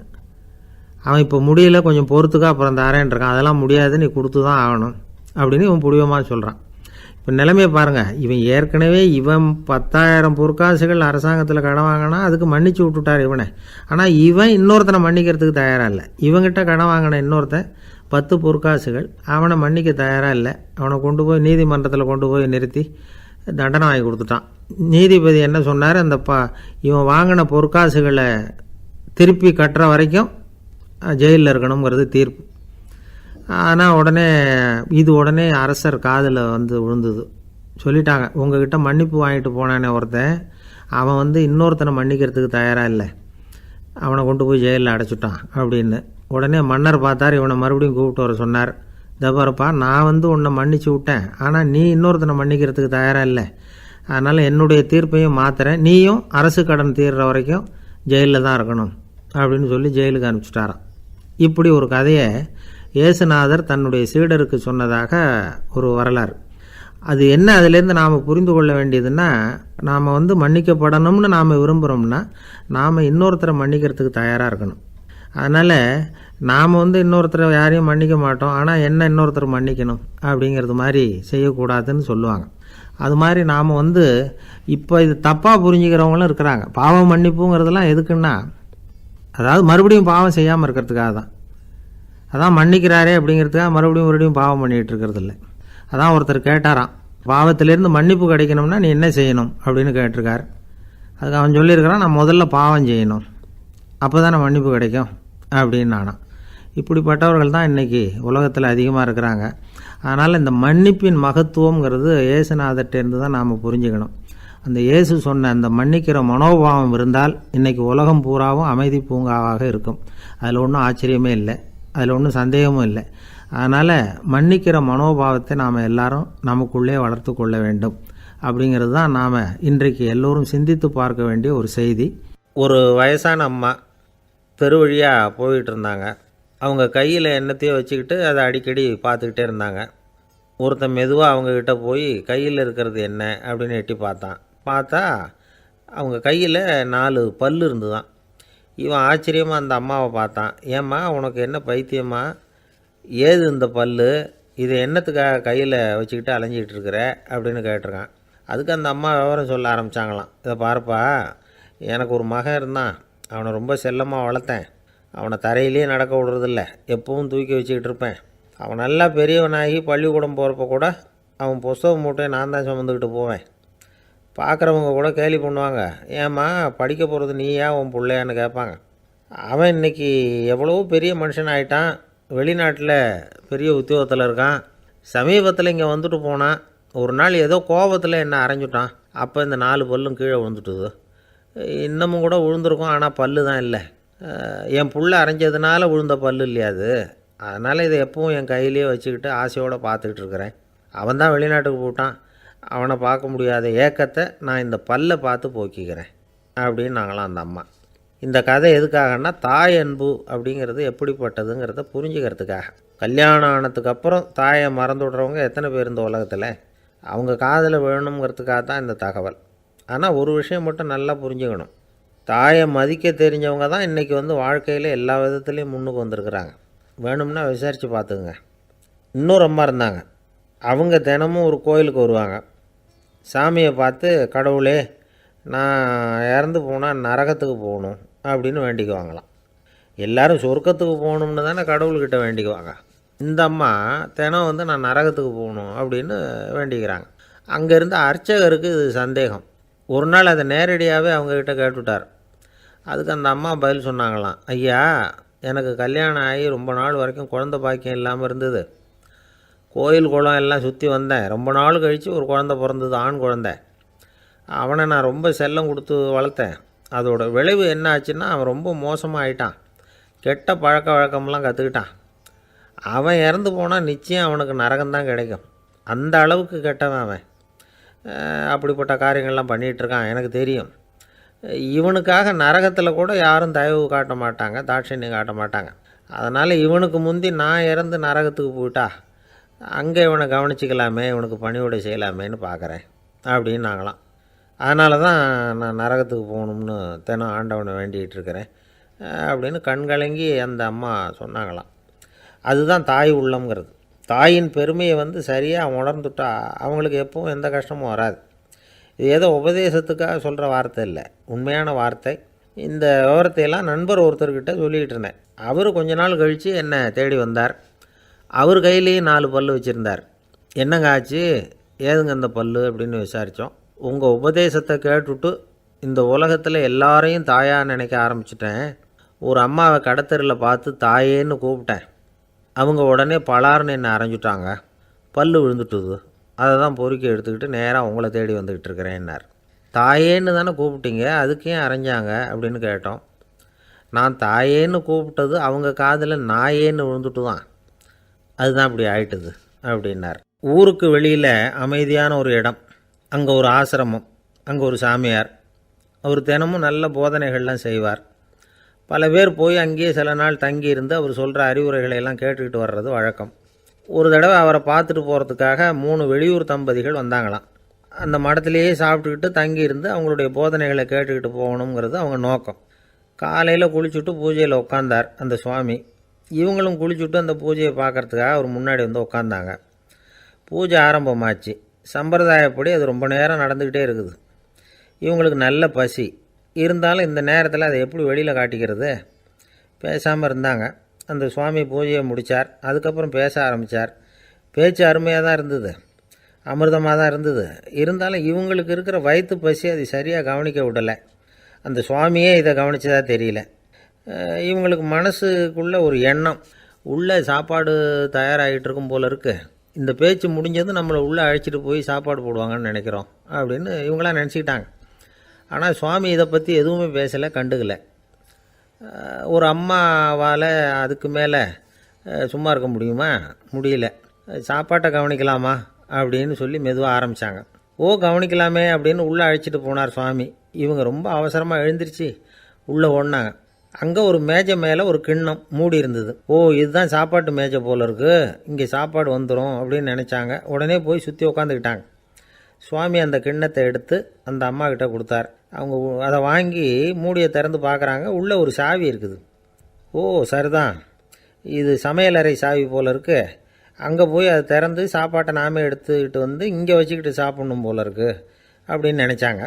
சாவி இருக்கு இல்லையா, வாங்க பூட்டின அறையை காட்டுறேன் அப்படின்னு சுவாமி அவங்கள அழைச்சிட்டு போனார், காட்டினார்.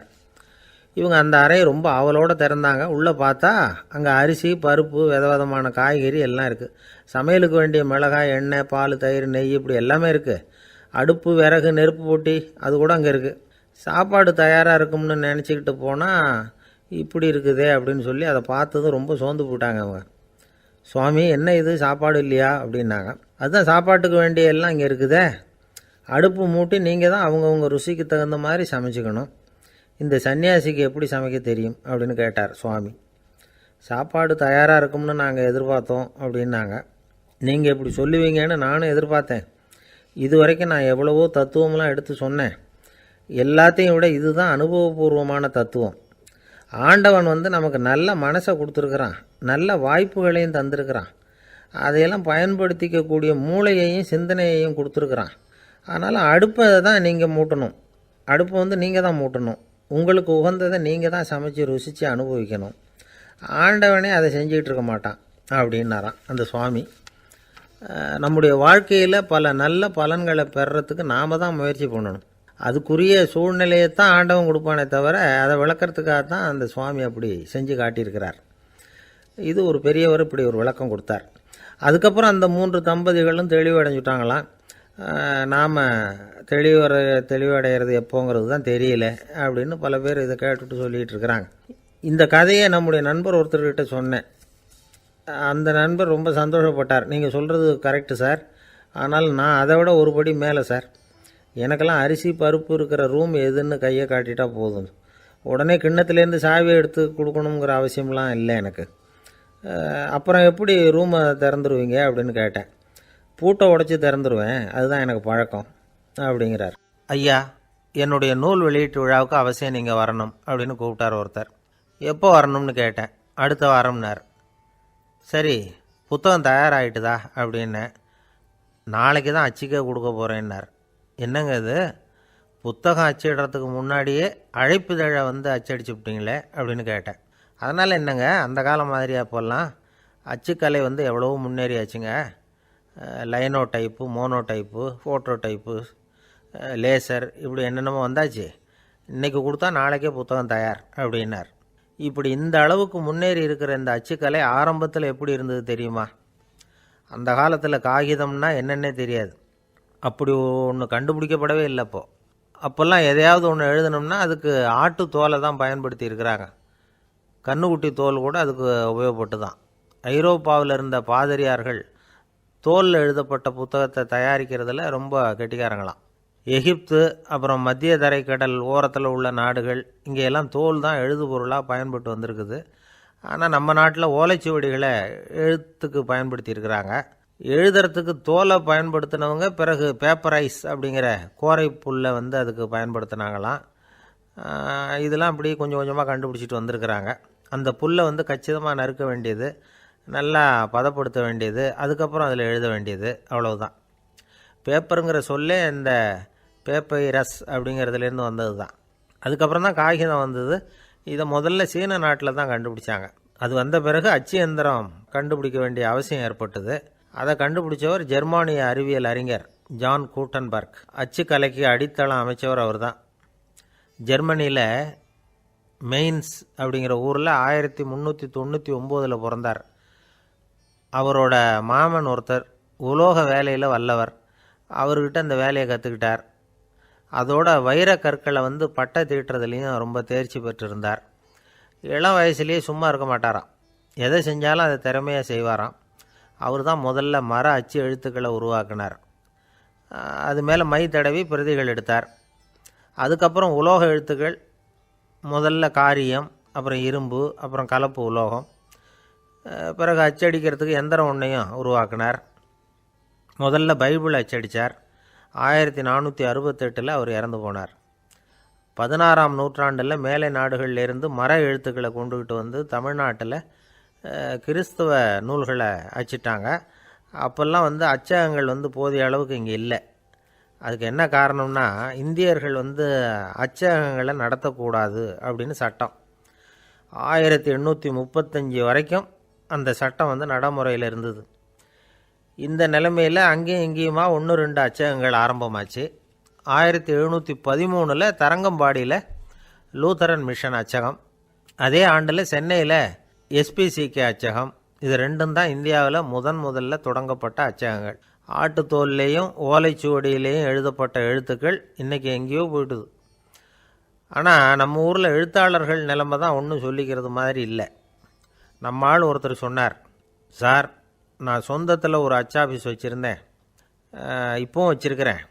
அதனால் என்னுடைய படைப்புகளை புத்தகமாக வெளியிடுறதில் எனக்கு ஒன்றும் கஷ்டம் இல்லை. வருஷத்துக்கு ஒரு புத்தகம் எழுதி வெளியிட்டுருவேன். 15 வருஷமாக இலக்கிய உலகத்துக்கு இப்படி சேவை செஞ்சுக்கிட்டு வர்றேன். ஆனால் இந்த வருஷம்தான் வாசகர்கள் எனக்கு பாராட்டு விழா நடத்தியிருக்கிறாங்க அப்படின்னார். இந்த வருஷம் அப்படி என்ன விசேஷம் அப்படின்னு கேட்டோம். இந்த வருஷம்தான் நான் எந்த புத்தகம் எழுதி வெளியிடாமல் இருந்தேன், அதுக்காகத்தான் எனக்கு இந்த பாராட்டு விழா அப்படின்னார். ஒரு நண்பர் இருக்கார், எப்போ பார்த்தாலும் கையில் ஒரு புத்தகம் இருக்கும். புத்தகம் இல்லாமல் எங்கேயும் புறப்பட மாட்டார். எதுக்காக இப்படி எடுத்துகிட்டு போகிறீங்க அப்படின்னு கேட்டால், எனக்கு இது ஒரு நல்ல நண்பன் மாதிரி, இந்த காலத்தில் எங்கே போனாலும் காத்திருக்க வேண்டியிருக்கு, அது மாதிரி சமயத்தில் நான் நண்பன் கூட பேசிக்கிட்டு இருப்பேன் அப்படிம்பாரான். ஒருத்தர் ஒரு பெரிய அரச பதவியில் இருந்தார். அவர் பதவியிலேருந்து இறங்க வேண்டிய சூழ்நிலை. அரசு கொடுத்துருந்த வீட்டை விட்டுட்டு வெளியில் வர்றார். வரும்பொழுது 2 கையிலையும் 2 பெட்டியை எடுத்துகிட்டு வந்தாராம். சார், உங்களுடைய உடைமைகள் அப்படின்னு கேட்குறாங்க அங்கே இருந்த ஊழியர்கள். இவர் தன்னுடைய கையில் இருக்கிற பெட்டியை காட்டி, இதுதான் என்னுடைய சொத்து அப்படின்னாராம்.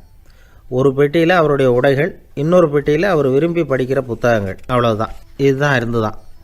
புத்தகம் படிக்கிறது மனசுக்கு நல்லதுங்கிறது நமக்கு தெரியும். புத்தக வாசிப்பு உடம்புக்கும் நல்லதுங்கிறாங்க. அது நமக்கு ஆச்சரியமாக தான் இருக்குது. ஒரு நபர் ஒரு வருஷத்தில் சராசரியாக 2000 பக்கங்களை படிச்சிருக்கணுமா, யுனெஸ்கோ பரிந்துரை. ஆனால் நம்ம நாட்டில் நாம் சராசரியாக படிக்கிறது 32 பக்கங்கள், அவ்வளவுதான். இவ்வளவுக்கு நம்ம நாட்டில் 6000த்துக்கும் மேற்பட்ட நாளேடுகள், 2000த்துக்கும் மேற்பட்ட இதழ்கள், மலர்கள், இவ்வளவு இருந்தும் சரியாக வரல. இந்த உலகத்தில் முதல் நூலகம் எங்கே எப்போ ஆரம்பமாச்சு தெரியுமா? கிமு 2500ஆம் ஆண்டில் அது ஆரம்பமாயிருக்குது. பாபிலோனியாவில் அமில் அணு அப்படிங்கிற அரசன் தான் நூலகத்தை உருவாக்கி இருக்கிறான்.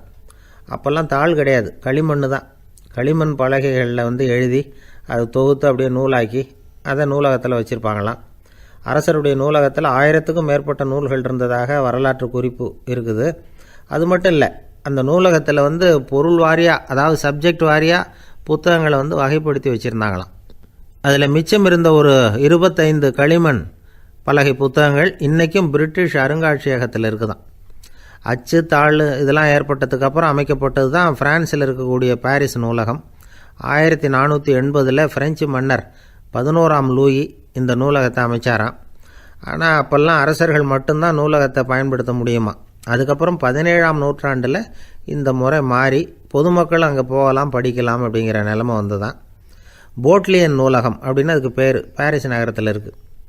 அங்கே தான் நூல்களின் பட்டியல் தயாரிப்பு பணி ஆரம்பமாச்சு. கல்வி வளர்ச்சியையும் நூலகத்தையும் இணைச்சவர் வந்து நெப்போலியன் போனபார்ட். முன்பணம் செலுத்தி புத்தகத்தை படிக்கிற முறையையும் அவர் தான் கொண்டுட்டு வந்தாராம். மக்கள்கிட்ட வசூலிக்கிற வரியின் ஒரு பகுதியை நூலகத்துக்கு பயன்படுத்தினவரும் அவர் தானா. நெப்போலியன் நூலகத்தில் உலகத்தில் உள்ள எல்லா மொழி நூல்களும் இருக்குதான். அங்கே ஒரு தமிழ் நூலும் இருந்திருக்குது. அது என்னென்னா கம்பராமாயணம். சோவியத் யூனியனுக்கு படையெடுத்து போனப்போ அங்கேருந்து லட்சக்கணக்கான புத்தகங்களை இந்த பனிச்சறுக்கு வாகனங்கள் இருக்குல்ல அதில் கொண்டுகிட்டு வந்ததாக வரலாறு.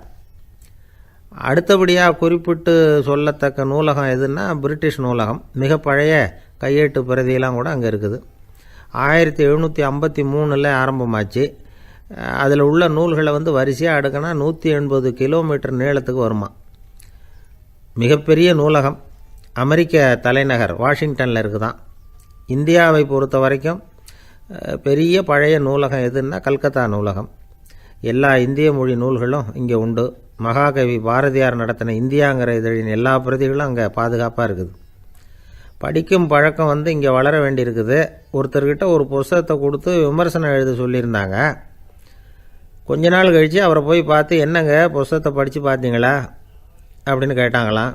இதுக்கு அவர் சொல்லியிருக்கிறார், இன்னும் நான் படித்து பார்க்கலிங்க, இப்போ தானே விமர்சனமே எழுதி முடிச்சிருக்கிறேன், இனிமேல் தான் படிக்கணும் அப்படின்னாராம். ஒருத்தர் அவசரமாக போய்கிட்டு இருந்தார். எங்கே போய்கிட்டு இருக்கீங்க அப்படின்னு கேட்டார் ஒரு பெரியவர். கடைக்கு போகிறேன் சார், சாமான் வாங்கிறதுக்கு அப்படின்னார். அங்கே போகிறதுக்கு முன்னாடி தெரிஞ்சிக்க வேண்டியதெல்லாம் தெரிஞ்சுக்கிட்டீங்களா அப்படின்னு கேட்டார் பெரியவர். கடைக்கு போய் காசை கொடுத்து ஒரு பொருளை வாங்கிட்டு வரப்போகிறோம், இதில் தெரிஞ்சிக்க வேண்டியது என்ன இருக்குது அப்படின்னார் அலட்சியமாக. இப்போ அந்த பெரியவர் பேச ஆரம்பித்தார். இந்த உலகத்தில் எந்த ஒரு செயலில் இறங்குறப்போவும் நாம் நல்லா ஆலோசனை பண்ண வேண்டிய விஷயம் 5 அப்படின்னார்.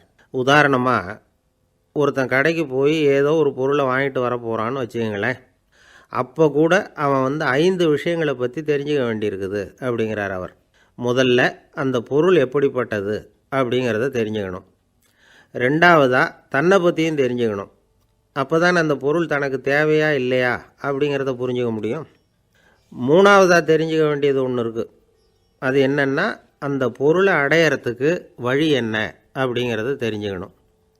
அதாவது எவ்வளவு பணம் கொடுத்தா அது கிடைக்கும், இது மாதிரியான விஷயங்கள். நாலாவதாக அந்த பொருளை அடையிறது மூலமாக நாம் அடையக்கூடிய பயன் என்ன அப்படிங்கிறதையும் உணரணும். அஞ்சாவது, அந்த பொருளை அடையிறதுல இருக்கக்கூடிய தடை எது அப்படிங்கிறதையும் நாம் தெரிஞ்சுக்கணும். பெரியவர் பேசுகிறது ஏதோ தத்துவம் மாதிரி தெரியுது இல்லையா? தத்துவம்தான். அதாவது இப்படி உலகியல் வாழ்க்கையில் சின்ன சின்ன விஷயங்கள்லேயே நாம் 5 விஷயங்களை தெரிஞ்சுக்க வேண்டியிருக்குது. அது ரொம்ப அவசியமாக இருக்குது.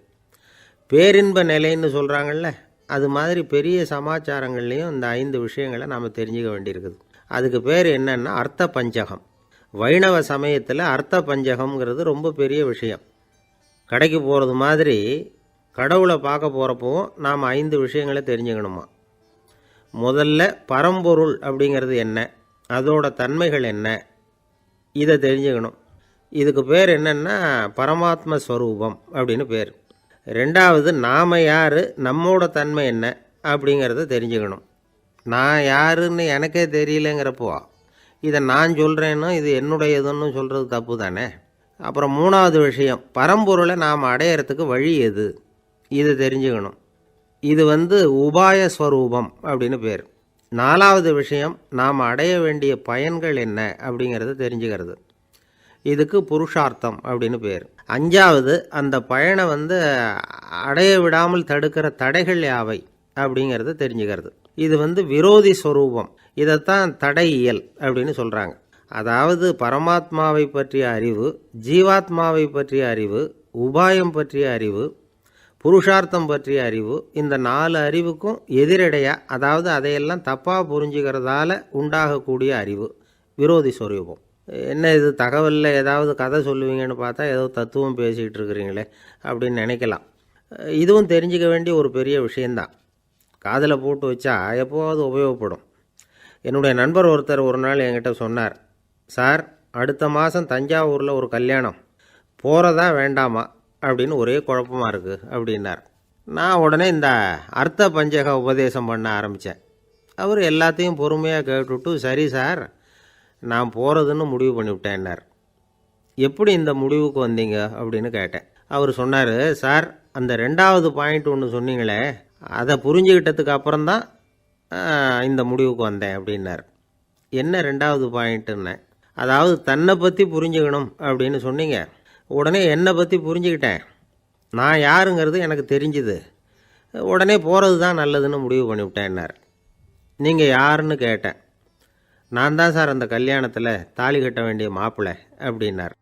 அந்த காலத்தில் அண்ணாமலை ரெட்டியார்னு ஒருத்தர் இருந்தார். அவர் வெங்கனூர் அப்படிங்கிற கிராமத்தில் இருந்தார். அங்கேருந்து விருத்தாசலம் கோவிலுக்கு தவறாமல் போயிட்டு வந்துக்கிட்டு இருந்தார். இடையில் வெள்ளாறு, அதில் ஒரு சமயம் வெள்ளம் வந்துட்டுது. இவரால் போக முடியல.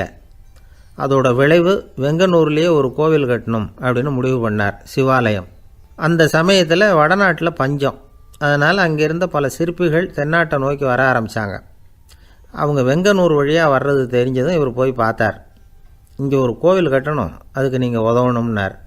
பஞ்ச காலத்தில் இப்படி ஒரு வாய்ப்பு கிடைச்சதில் அவங்களுக்கும் ரொம்ப மகிழ்ச்சி. உற்சாகத்தோடு ஒத்துக்கிட்டாங்க. ஆலய திருப்பணி ஆரம்பமாச்சு. அவங்களுக்கு வேண்டிய எல்லா வசதிகளையும் இவர் செஞ்சு கொடுத்தார்.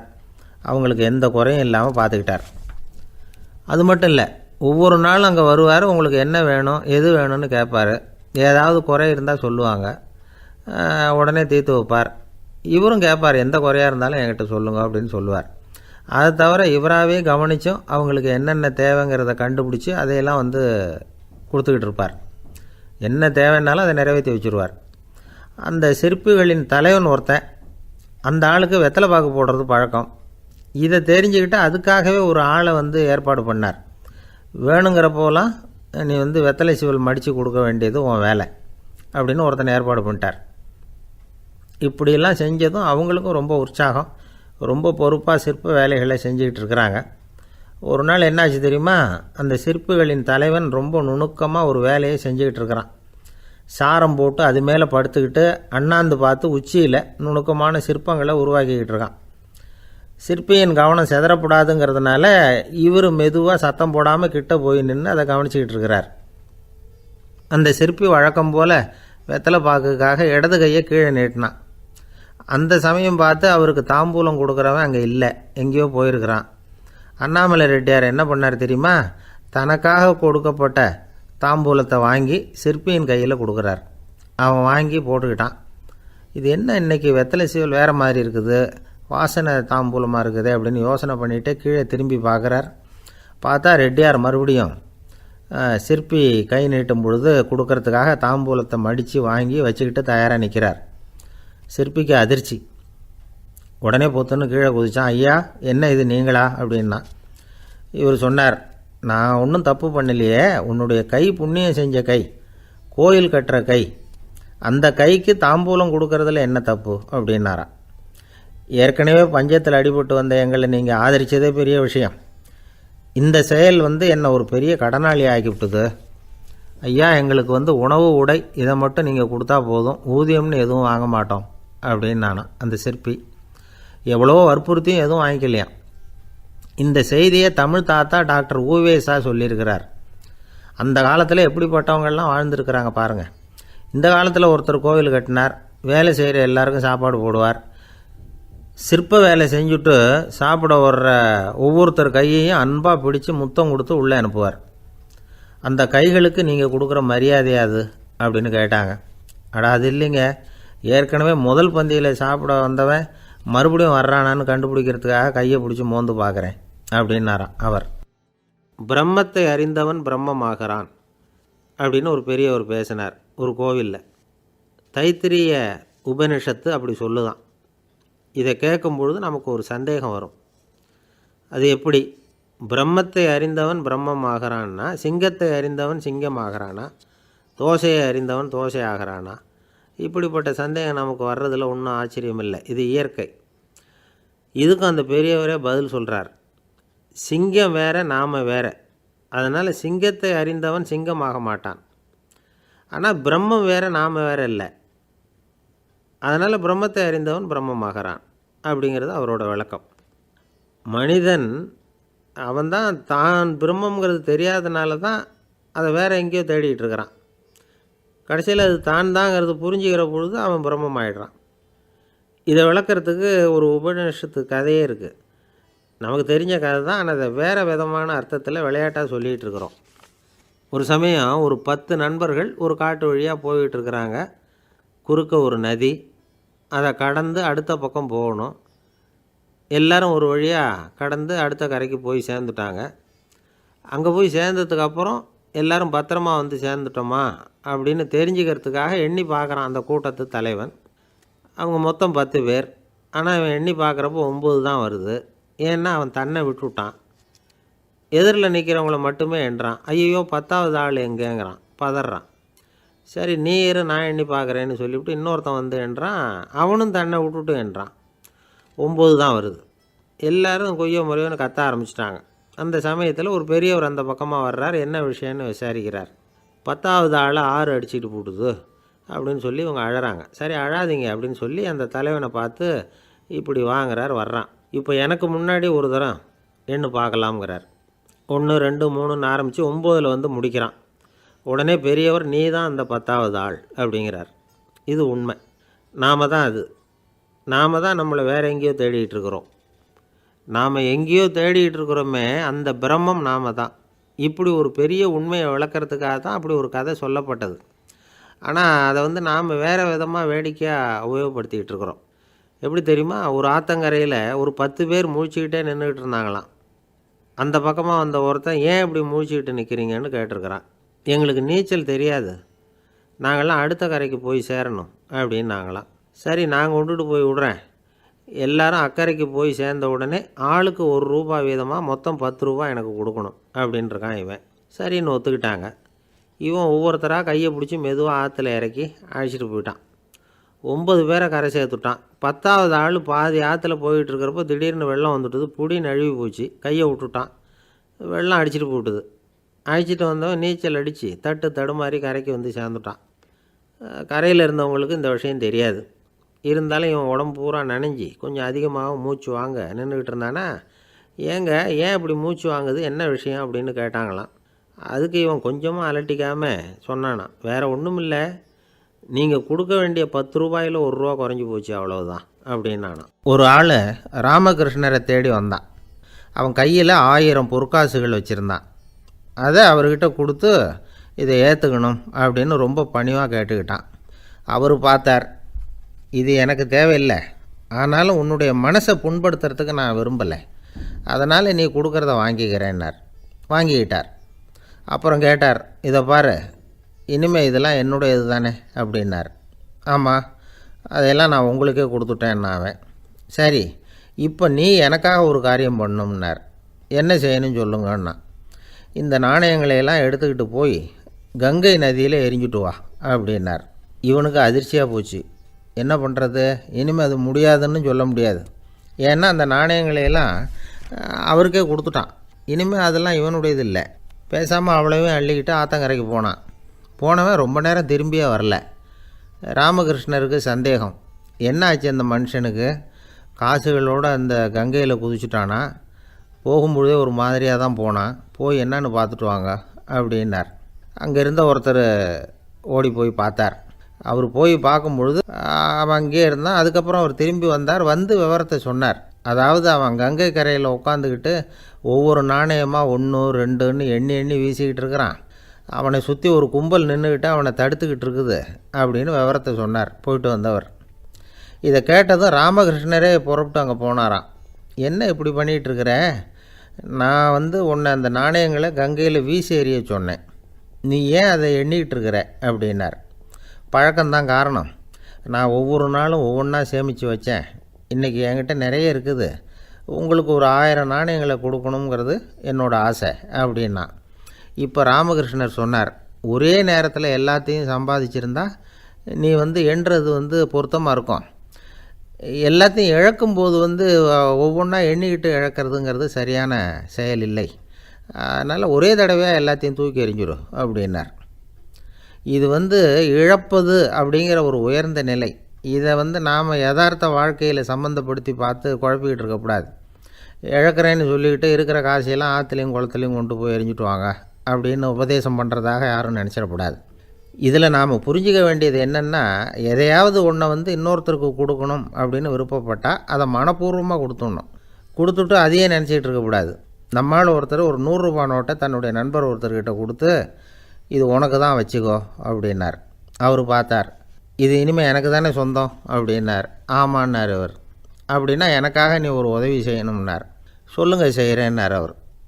இந்த 100 ரூபா நோட்டை தீ வச்சு கொளுத்தி விடுன்னார். இவர் அதிர்ச்சியாகி அவரை பார்த்தார். இப்போ அவர் சொன்னார், நீ எனக்கு அன்பாக கொடுத்தது இது, இந்த நோட்டு கள்ள நோட்டுங்கிறது எனக்கு முன்னாடியே தெரியும், சீக்கிரம் கொளுத்தி விடு, அதுதான் நம்ம 2 பேருக்குமே நல்லது அப்படின்னாராம் அவர். ஏங்க எங்கே போயிட்டு வரீங்க அப்படின்னு கேட்டேன் எனக்கு வேண்டப்பட்ட ஒருத்தரை பார்த்து. ஆஸ்பத்திரிக்குன்னார். எந்த ஆஸ்பத்திரிக்குன்னே? மாட்டு ஆஸ்பத்திரிக்குன்னார். என்ன விஷயம்னே? மாமனாருக்கு உடம்பு சரியில்லை, அதுதான் மாட்டு ஆஸ்பத்திரிக்கு போயிட்டு வரேன்னார். அட பாவி, அதுக்கு அந்த ஆஸ்பத்திரிக்காக போவாங்க அப்படின்னு ஆச்சரியமா. அட அது இல்லைப்பா, முதல்ல எங்கள் குடும்ப டாக்டர் தான் தேடிக்கிட்டு போனேன். அவர் அந்த நேரத்தில் அவர் வளர்க்குற நாய்க்குட்டிக்கு உடம்பு சரியில்லைன்னு சொல்லி அதை தூக்கிக்கிட்டு மாட்டு ஆஸ்பத்திரிக்கு போயிட்டாராம் சொன்னாங்க. அதனால் அங்கே போய் அவரை சந்தித்து விஷயத்தை சொல்லிவிட்டு வர்றேன்னார். அப்புறம் தான் எனக்கு கொஞ்சம் நிம்மதியாக இருந்தது. பொதுவாக நமக்கு தெரிஞ்ச வரையில் டாக்டர்கள் 2 வகை.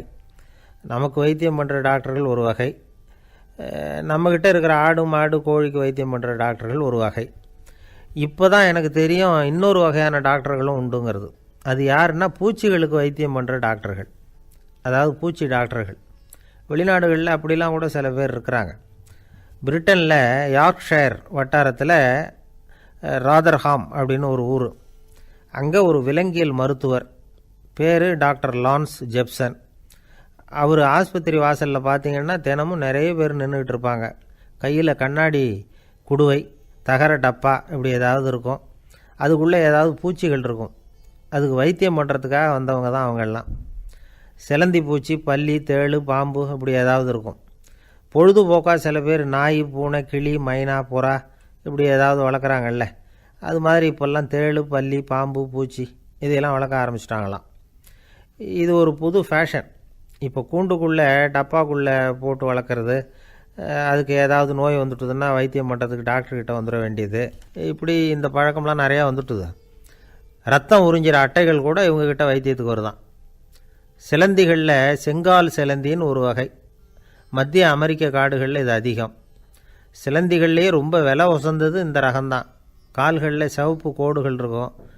இந்த இனம் இப்போ குறைஞ்சிக்கிட்டே வர்றதுனால சர்வதேச விதிகளின்படி இவற்றின் ஏற்றுமதி இறக்குமதிக்கு தடை விதிக்கப்பட்டிருக்குது. அதனால் இதை வளர்க்குறவங்க வீட்டுக்குள்ளேயே இனவிருத்தி மூலமாக பெருக்கி விற்பனை பண்ணிட்டு வராங்களாம். அந்த வகை சிலந்திகள் தான் இப்போ வைத்தியத்துக்கு அதிகமாக வருதான். சரி, இதுக்கெல்லாம் எப்படி வைத்தியம் பண்ணுறாங்க? முதல்ல அதை குளிர்பதன பெட்டியின் வழுவழுப்பான சுவரில் விட்ட உடனே அதெல்லாம் மெதுவாக இறங்கி வரும். அப்போ அதன் நோயை கண்டுபிடிக்கிறது சுலபம். அப்புறம் அதுக்கு கிருமிகளை கொல்லக்கூடிய மருந்துகளையோ வலி நிவாரண மருந்துகளையோ கொடுப்பாங்க. கால் உடைஞ்ச சிலந்திகளுக்கு பசையை கொண்டு ஆப்ரேஷன் பண்ணுவாங்க.